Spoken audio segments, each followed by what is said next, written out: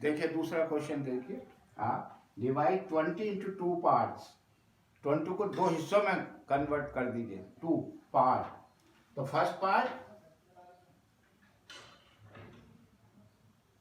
और second part. तो एक पार्ट क्या होगा, मैं सपोज करिए एक पार्ट को x मान लेता हूं, तो दूसरा क्या होगा 20 माइनस x। ये दो पार्ट हो गए, 20 के दो पार्ट कर दिए। भाई आपने 20 के नहीं समझ में आ रहा, देखो दूसरा तरीका देखिए, मैं मिटा दूंगा। Let two parts are x plus y, x plus y is equal to 20। मैंने दो पार्ट कर दिए x और y, ठीक है। एक पार्ट x है एक पार्ट y है, तो मैं यहाँ से y की वैल्यू निकाल लूंगा। y की वैल्यू आएगी 20 माइनस x, ठीक है। ठीक है, दो पार्ट थे मेरे, एक x था और एक y पार्ट था। मैंने y की वैल्यू यहाँ पे, एक पार्ट x तो रहेगा, y की वैल्यू क्या है 20 माइनस x आ गई। देयर आर टू पार्ट, वही मैंने ऊपर लिख दिया कि देयर आर टू पार्ट। समझ में आया? चलिए अब दो पार्ट है, क्वेश्चन को देखिए जल्दी से।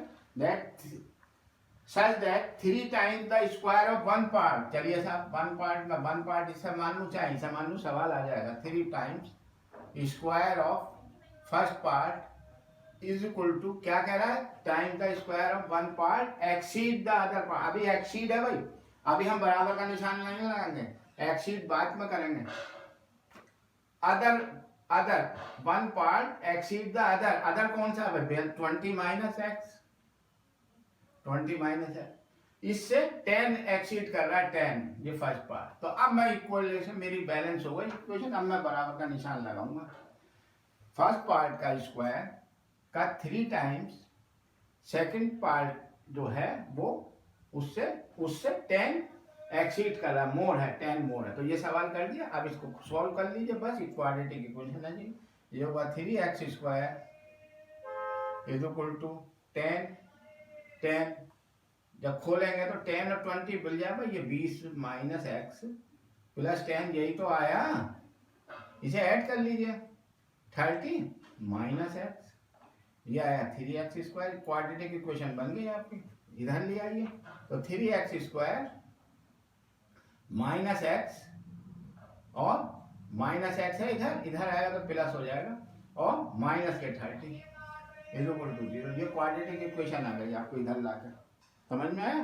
फैक्टर कर दीजिए, माइनस 30 3 जा माइनस 30 इंटू 3, मैंने बताया था coefficient constant term and coefficient of x square को मल्टीप्लाई करके जो आया माइनस के 90, माइनस के 90 के दो फैक्टर कर दीजिए, जिसका सम 1x आए।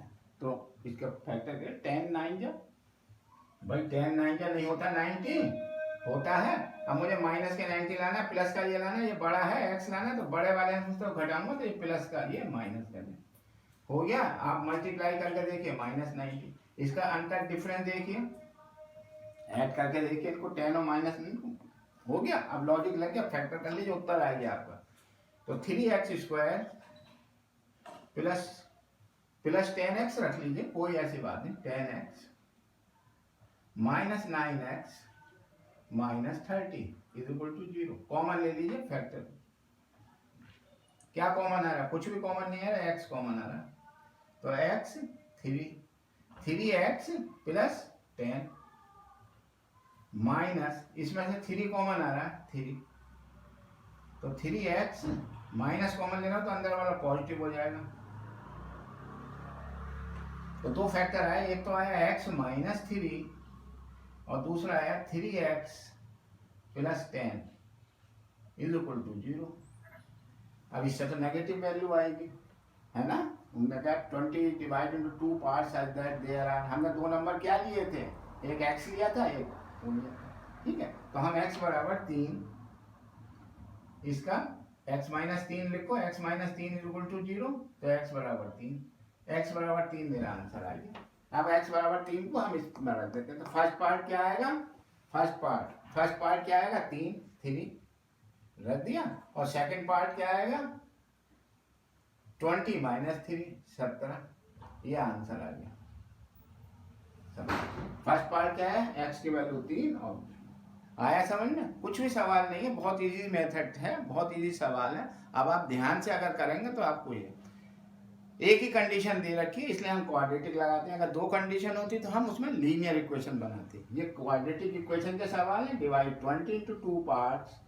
एक पहला पार्ट x है तो 20 माइनस एक्स है, ये कैसे निकाला वो भी मैंने आपको समझाया था। उसके बाद वो कह रहा 3 time the square of first part equal to second part plus 10 exceed that second part by 10। Second part से वो 10 ज्यादा है फर्स्ट पार्ट का स्क्वायर, तो इसे सॉल्व कर लिया, फैक्टर कर लिया, x की वैल्यू आ गई, x की वैल्यू इसमें लगा दी, सवाल समझ में आ गया। चलिए उतारिए।